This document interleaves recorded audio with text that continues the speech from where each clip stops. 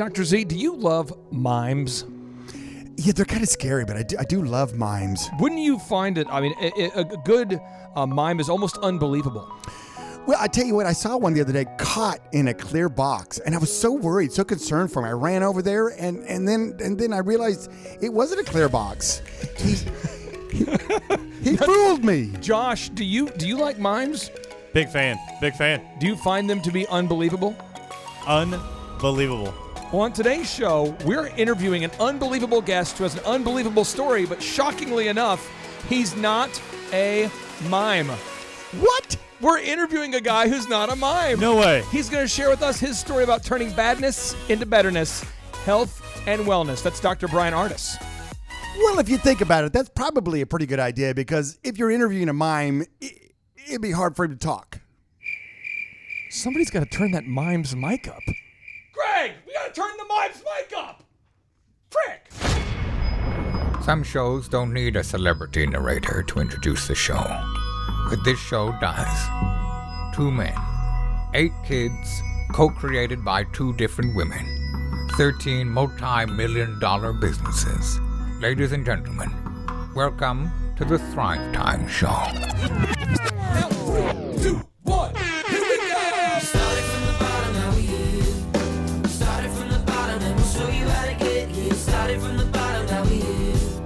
Started from the bottom, now we here. Started from the bottom, now we here. Yes, yes, yes, and a Dayquil-inspired yes to you. Dr. BRYAN ARDIS, welcome on to the Thrive Time Show. How are you, sir?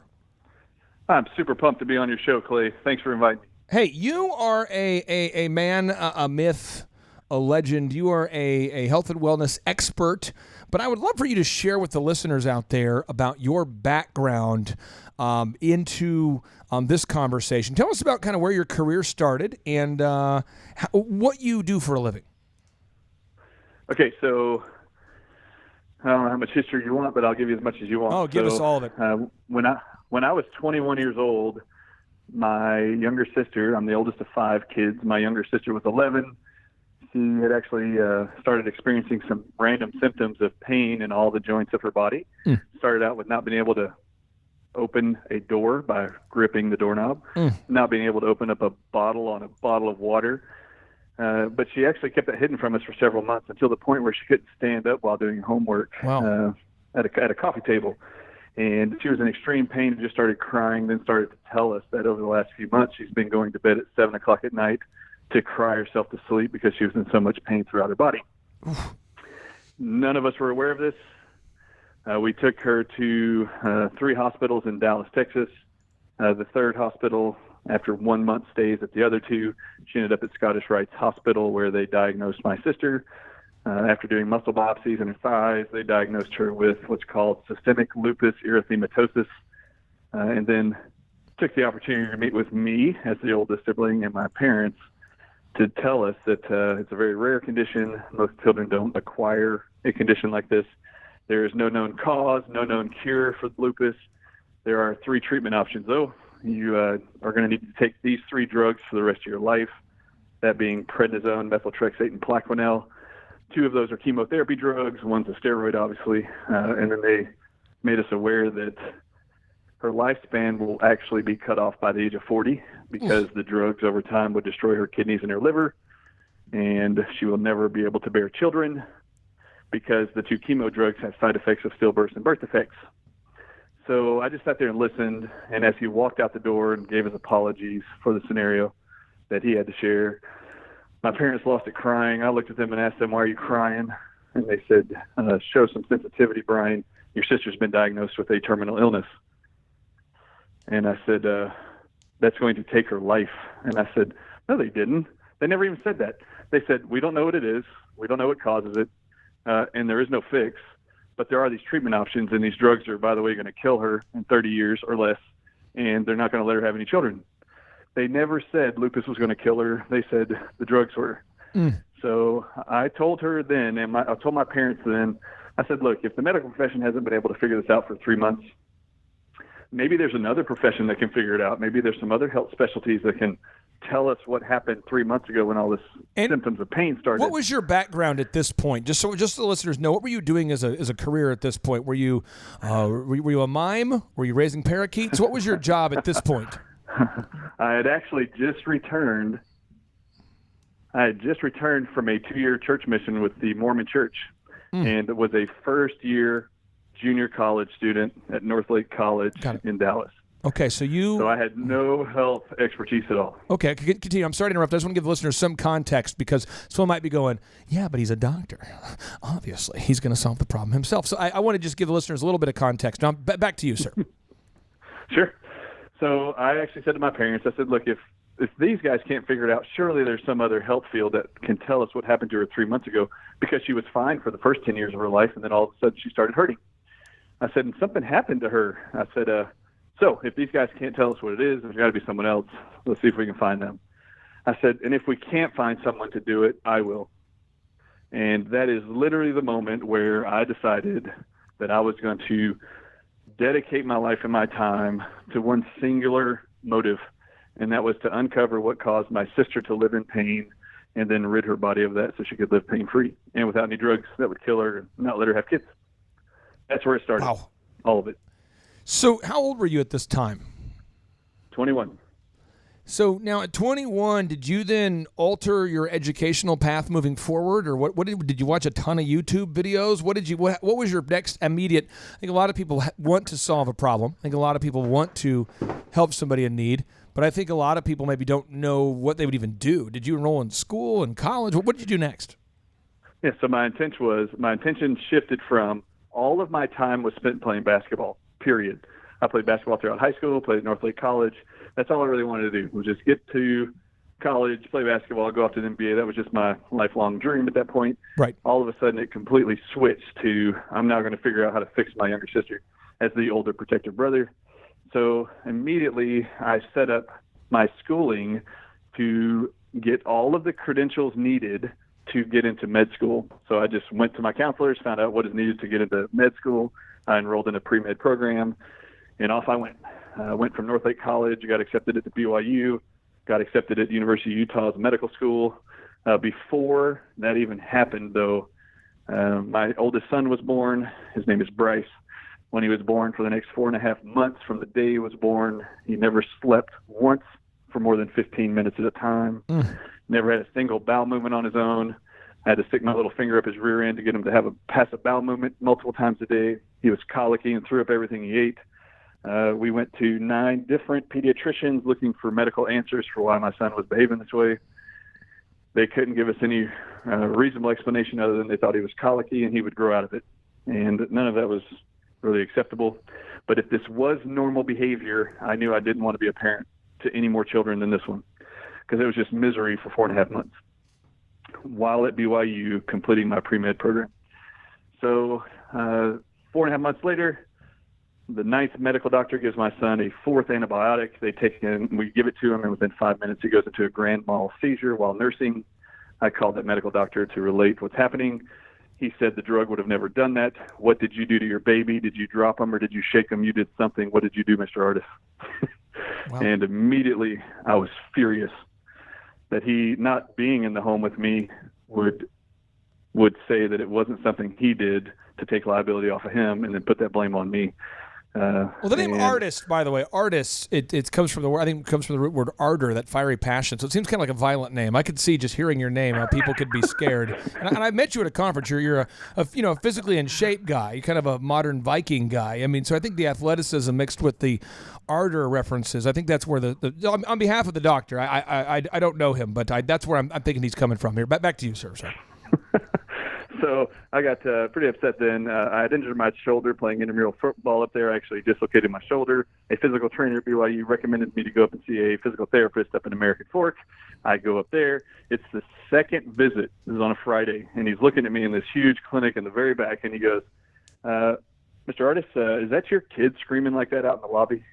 And I said, how do you know it's my kid out there?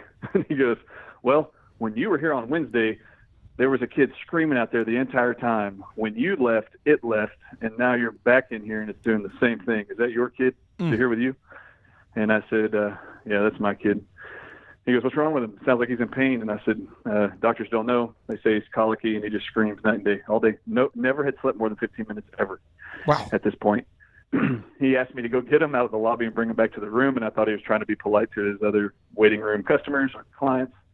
So I went out there, got him, brought him back into the room, and he goes, "Put your kid on the table, please."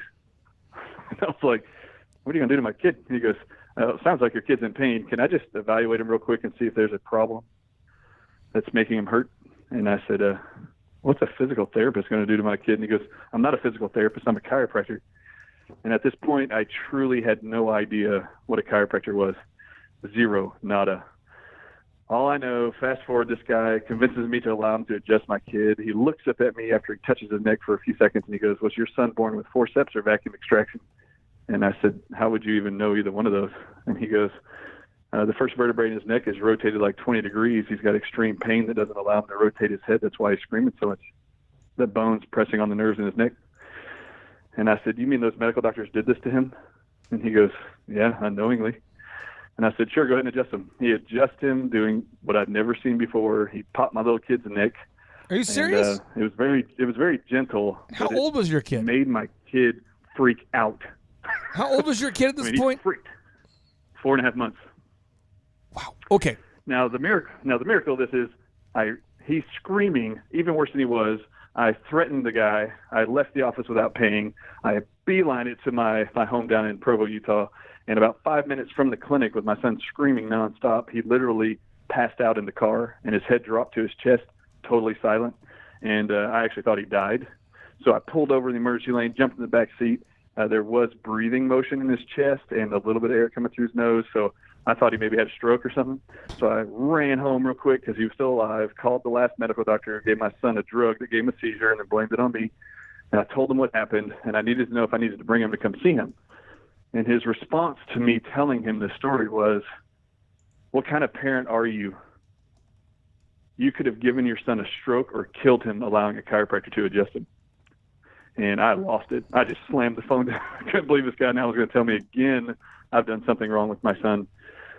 Truth was, my son was asleep, and we put him in the crib for the first time. I just said, "Look, let's just go in and check on him every 10 minutes. Maybe he's actually asleep. I don't know."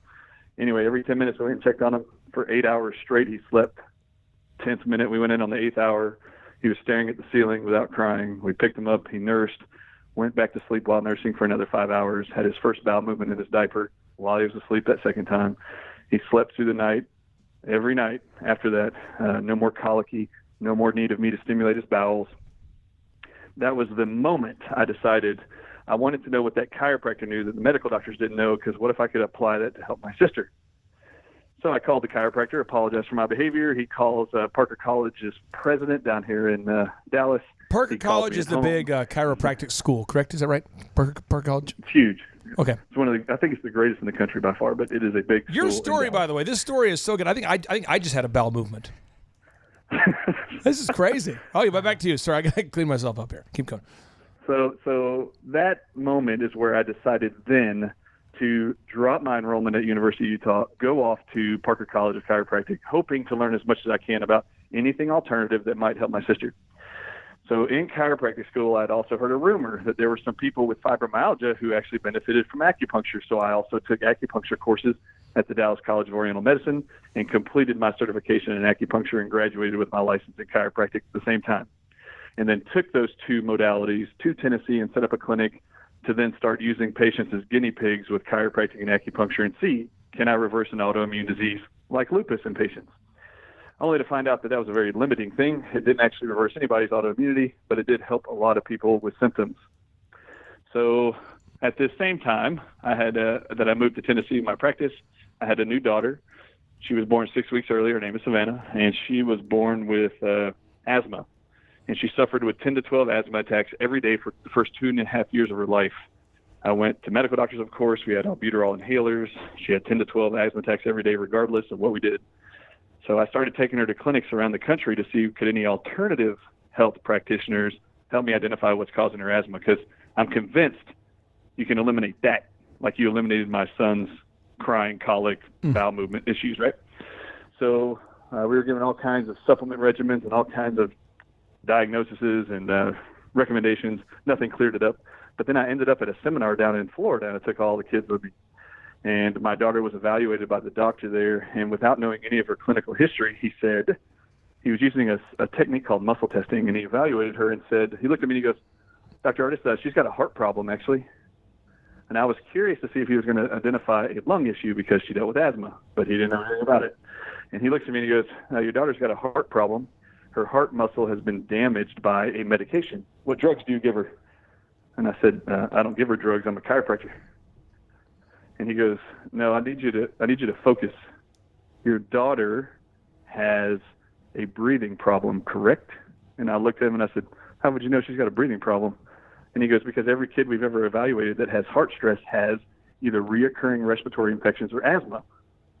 And I said, you wouldn't find that with lungs? And he goes, no, we find it predominantly with heart issues. And then is the moment I realized when my daughter was born premature, 6 weeks early, they told us that in NICU they had to administer her a drug that would force the heart to pump blood into her lungs to inflate her lungs because they said they weren't inflated. And that was common in preemies. But they also told us that it's very common for premature babies to have asthma for the rest of their life. Well, this guy's now standing there telling me that there's a drug that actually caused her to have heart or damaged her heart to lead to asthma symptoms. And I looked at him and I said, you got to be kidding. They're doing this unknowingly to the kids because they made me aware that they thought that she would have asthma because most preemies have them, but they usually administer that drug too. This drug, he looks at me and he says, that drug had a side effect of damaging heart muscle tissue. No longer can her heart pump enough blood into the lungs to get air, therefore triggering an asthma attack. And I'm going to give you one supplement to give your daughter every morning, and within 2 months, you're going to be blown away because she'll no longer have asthma. It's just one tablet, and I want you to come find me. I'm going to teach you how you can do this for all your patients. And I was like, yeah, right. You know how many times I've heard this with other practitioners around the country? I went home to the hotel, had her actually chew up this little tablet at 2.5 years old, and this is no joke. She never had a single asthma attack or wheeze ever again from the first dose. Okay, I have a bunch of questions. I have a bunch of questions real quick because I know there's Z. Dr. Z just walked in. Dr. Z, meet Dr. Ardis. A lot of doctors here. Doctor. Okay. These are the questions I have. Rapid fire real quick, Dr. Ardis, before I get back into this. Great. He's sharing some life-changing stories here. Cool. There's got to be somebody out there who's going, chiropractors. I've seen that Seinfeld episode. They don't help. So I would like to ask the rude questions on behalf of the listeners out there who are skeptics of chiropractic. Z, your brother's a chiropractor. Yes, I'm a firm believer in him. So I'm not one of the skeptics. This question's not for me, but I'm reading his cue card. I'm reading his notes. I'm kind of curious what he's going to ask, though. I will admit I just want to know, for somebody out there who says, there's no way this is real. Chiropractors can't help somebody. What would you say, Dr. Bryan Ardis? I would say you haven't had the experiences I've had, nor the experiences of my patients. Okay. And it's true, most of us will be skeptics until we actually experience something ourselves. And then it literally changes your outlook on everything, right? Absolutely. So I had an experience. The experience was my daughter's asthma was completely reversed and eliminated from the first dose of a supplement. And we gave her one tablet every day. And after 2 months of giving it to her every day, she had no asthma attacks. We couldn't believe it from day one. But I went and found the guy who was doing a seminar in Cincinnati, and I asked him, I said, look, what you've done for my daughter, she hasn't had a single asthma attack or wheeze. How am I going to know when her heart's healed and she no longer needs the supplement? And he goes, you're going to have to come to my office and let me train you. So for the next year and a half, every month, I flew down to Florida, away from my practice and away from my family, and had him train me 3 days over a weekend period every month for a year and a half. Wow. At the end of a year of her taking the supplement, I would come home and do the muscle testing on her. She no longer tested for the supplement, so her heart was healed. She has, to this day, she is now 15 years old. She has never taken that supplement again. She has never had an asthma attack or a wheeze. She's in advanced choir. She's on club volleyball as well as high school volleyball teams. But she has never had to deal with the threat or fear of anxiety that comes when people struggle with asthma. And that was the goal. Well, when I saw this occur with my daughter, instantly I wanted to know, can I apply that technique to my sister to help reverse her lupus? And that's what we did. And the answer is we did it. It took about 12 years to get to this point from the time my sister was diagnosed with lupus. Wow. She had been treated with those 3 drugs over 12 years. Not only during that period was she diagnosed with lupus, 5 years later she was diagnosed with celiac disease. which is a gut problem and inability to break down gluten, which is a part of wheat. So her whole life changed dietary-wise at that point, at 16 years old. 2 years after that, she was diagnosed with pulmonary tuberculosis. Each of these two scenarios, she was told lupus was now attacking her gut to cause celiac disease, and now lupus was attacking her lungs and cartilage to cause pulmonary tuberculosis. By the way, both of those were incorrect. Lupus was never doing that. They already told us in the beginning that the 3 drugs would ultimately shut down her liver and her kidneys, and she would die by the age of 30. Well, those aren't the only tissues that are damaged by those 3 drugs. So are your lungs, so are your gut. So anyway, my sister moved to Dallas, Texas when I set up my practice 10 years ago. She had gotten married. It was 6 months into her new marriage, her only marriage. She was a newlywed, and when she would do night prayers with her husband, she would have these visions and dreams all night long of her and her husband having kids, like her own kids. And she thought God was telling her that she was going to have children. But then she would wake up and then pray and say, how is this possible? Because I've been told since I was 11, I can't have kids because of these 2 drugs. And the impression to her mind was, your brother's going to fix it. Now, up until this point, it was a very hard time for me and my family because over these 12 years, my parents forbid me to help my sister. They were adamantly trusting the rheumatologists throughout several states that they were seeing that there was nothing that could be done about lupus. You cannot reverse it. You cannot cure it. So my dad took the position that if I gave her false hope, I would be hurting her. Quick question. So he forbid me to do that. Your parents were Mormon. You were raised Mormon, correct? That's correct. And when I think of Mormons, I don't typically think of acupuncture. What? I typically don't. Is that Mormon music? I'm not sure. What is that? What is that? Or is that acupuncture music? This is the soundtrack for Mormon acupuncture. Oh, of course it is. Yes, I'm a little rusty on my Mormonism. He said earlier that he was learning acupuncture. I just was curious. Did the Mormons, were your parents opposed to acupuncture and just the entire field of chiropractic care as Mormons? Does that bother them? Were they okay with it? I don't know enough about the Mormon faith to really comment here. I just want to know from your perspective. Is that to factor into your dad's feedback? I can really tell you that from a Mormon standpoint, I can just tell you what my standpoint was in my family, but I can also speak about the Mormon view. But as far as my family goes, they really just trusted the medical profession, the conventional medicine structure. Got it. And that's really all that I had growing up. That's why I'd never heard about chiropractors before, or the experience of my son. It just wasn't open to that. Anything was medication, vaccination, you name it. And in the Mormon world, I have learned since going to chiropractic school, holy cow, the Mormon culture is wide open to natural healing. They're under the premise that God can help you heal anything anyway. He created your body. He can help you heal. So anything that helps do that in a natural way is beneficial. They also do support medicine, obviously. But they even own their own hospital, like a lot of these Catholic hospitals are, and Methodist hospitals, and they have a LDS hospital in Salt Lake. But there is a big group of people that in the Mormon Church who are chiropractors and naturopaths. No, Z and I we have two final questions for you, because I know the listeners are going to want to learn more about you as a result of this interview. Now, you've since sold your practice. Am I correct? You've sold the practice? That is true. There's 3 doctors there that worked for me for the last 5 years who are now doing what I've trained them to do. And I met you through a conference where you have invested in the founding of a company. We're one of the founders of a company called True Labs, which provides healthy supplements. TrueLabs.com, I believe, is the domain. Tell me about True Labs and what your involvement is in that. And again, as we're pressed for time here, give us kind of the highlight of TrueLabs.com. All right, so TrueLabs.com, I had a patient who came to me with a diagnosed hypothyroidism. She was actually incorrectly diagnosed. She actually had hyperthyroidism and was being overdrugged by her thyroid. She was extremely sick. Her husband actually asked her to write letters to her kids because they thought she might be dying and didn't know if she was going to live. This patient is the wife of my business partner at True Labs. So the CEO of True Labs is Brandon Pogue. When he saw me change his wife's life, which then changed his family's life and marriage and home environment, he then became a patient of mine and immediately started thinking, because he's big into CrossFit and working out, and saw that as a vital part of his own health.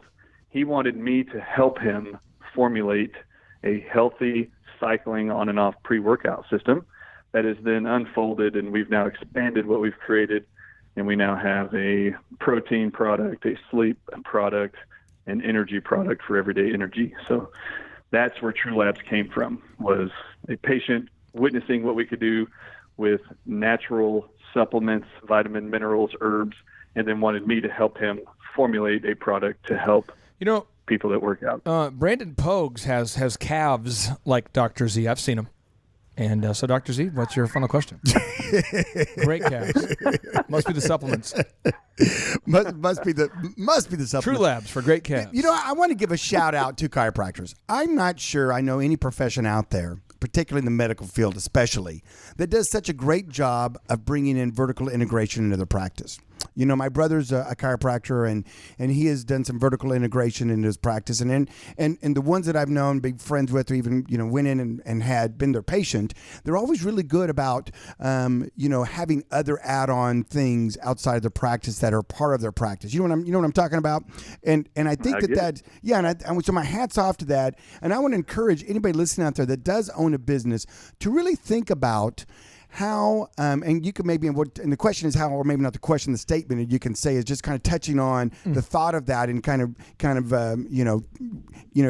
expanding on that a little bit. But the setup is this, is that how a guy out there that owns a business, how, and maybe stuff he's sending out the door where they're going to go buy something else, how they can capture that and bring it under their own roof or their own umbrella, that vertical integration. You know what I'm talking about? It's kind of like I own an auto auction, and now we're going to be doing some recon work, some work on the engines and vertical integration. Here with Dr. ARDIS. But my point is, a lot of times, extra money standing right there in front of you. It's kind of like you say, well, you need this supplement, or you need this thing in your life. Here's what it is. Now go buy it. And they walk out the door and they go spend their money down at the CVC or the wherever they go, or the and so how is it that chiropractors, one, have done such a great job of that? And then can you encourage our listeners out there, for those who have a business, and that mindset of trying to bring stuff they're sitting out the door to try to bring it in their door? You know what I'm talking about, boss? I do. All right. Well, I'll share with you what in business made us so successful, actually, or at least me privately in practice, and then with the doctors we've had since. I do want to just end the story with, my sister is now pregnant with her fourth kid, hasn't been on a single lupus drug for 9 years. Come on now. Whoa, man. And we were able to reverse her lupus, reverse her celiac disease, and she no longer has pulmonary tuberculosis. Wow. She was told she would live with all three of those the rest of her life. It is possible. You have to, and you should never give up at looking for answers to your health, period. That's just my experience now. Now, in the realm of business, I often wondered, why was it that in 9 years of having to practice here in Texas, 5 years in Tennessee, I went to a town I'd never been in, put up my sign, and then started helping people. And then without doing any marketing, I had over 16,000 patients come to this clinic in Frisco from 15 other countries, including our own. And every state in the union was represented. The greatness was when doctors would come to me constantly and ask me, how can I be as successful as you are? How can I actually build my practice? I would ask them, what's your story? And they'd go, well, I don't know what my story is. And I'd go, well, what are you telling people that you're passionate about? And for one, I'd have to say, if you're going to get into business for yourself, anyone who's wanting to do something, if they're not finding success, they're outside of something they're passionate in. And they should really focus their attention on something they're passionate about, because then it's easy to sell, it's easy to convey, and people are sucked into your passion. And if you have a story that goes along with why you're so passionate about that field or that occupation, people are going to naturally gravitate to you and want to actually listen to you, participate in what you're offering, or buy from you what you're offering. And that was just the golden thing I found in practice. Number one, be able to listen to those who are speaking to you. Then number two, be able to communicate to them that there's an answer. And then if you've got a story that backs up why it is you're in that field, you're going to have more success than you realize. Dr. ARDIS, I appreciate you. I appreciate you being here, because this is like so much great knowledge. So if you're passionate and you have that core story, how do you then vertically integrate these other products? For my True Labs products, you mean? Or like in your chiropractic center, products? you know what I mean? Or how do you introduce, because I think I think Z, what you're hitting at is chiropractors are very good at introducing their patients to so many solutions. You know what I mean? They don't just say, I only do this, go over here now. And then not only that, but they're also really good about bringing them into their practice and selling them. And that's the vertical integration. If that's confusing to somebody out there listening, what that means is that, let's say you own a car repair shop, and all of a sudden you realize you're buying a lot of tires. You know, you might open up a tire store, so therefore you can now vertically integrate that. You're buying tires from yourself that you need in that business from this business. So that's that vertical integration of adding things on that you're already using. You're just not making money on versus making money on it. Go ahead. No, I get it.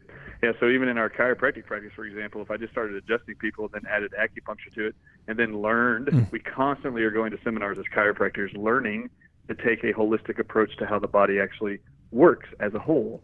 I really think that's been the detriment to healthcare in general across the country is when you start specializing in one part of the human body, you literally don't look at the whole system as a whole, and so you're just referred out to people because they don't address that part of the body. Chiropractors specialize in the central nervous system and its impact and communication to every part of the body, and then a lot of them take a look at acupuncture and improving energy flow throughout the body, which is something I did. They go get certified in clinical nutrition to actually apply health and food and minerals and vitamins to the body. And so if you are open and interested in the processes of the body as a whole and seeing your patient reach maximum health benefit or improve their activities of daily living as a maximum, you're constantly going to be researching and searching for things you can add to helping them. And the only way you're going to actually get them to actually buy into the things you're also providing, other modalities or other products or supplements or services, is you're going to have to be able to communicate to them what the importance of those things are. So in the realm of health, it's an easy transition. People are already trusting you. They're already on your table for you to help them. Now you're researching on their behalf and telling them what's there for them. And it's no different in any other field. I don't care if it's dog training. I don't care if it's in massage therapy. The more you can actually give your patients as a result of your own interest in them to do research and take time to learn, it's an easy upsell to offer them something else to help benefit their lives. How about dog massage therapy? I mean, let's just combine the two, they right? got it. I mean, there you go, right? I mean, the person's already lying. Bring your there. labradoodle in and, you know. See, the person's already lying there. They've already had the incision. You might as well put something else in there. Might as well. I mean, I'm just kidding. Hey, Dr. Ardis, I appreciate you. We have to go interview a guest from the hit TV show Songland. I hope you have a great day. Nice to meet you, Dr. Ardis. Have a great one. Thrive. You guys are great. Thank All you right, for take care. taking the time to have me on your show. Appreciate it, buddy. Take care. Bye. Bye. And now, without any further ado, 3, 2, 1, boom! So, Z, back to mimes. Do you really like mimes? Yeah, kind of, sort of. I said yeah. I mean, it's complicated. I don't want to tell you the story, but it's complicated. You ever been in a cockpit before? I've looked into one, but never been in one. You ever hang around a gymnasium? A few times. You like movies about gladiators? Oh, yeah. I love Gladiator. Have you ever been in a Turkish prison? Just that one time.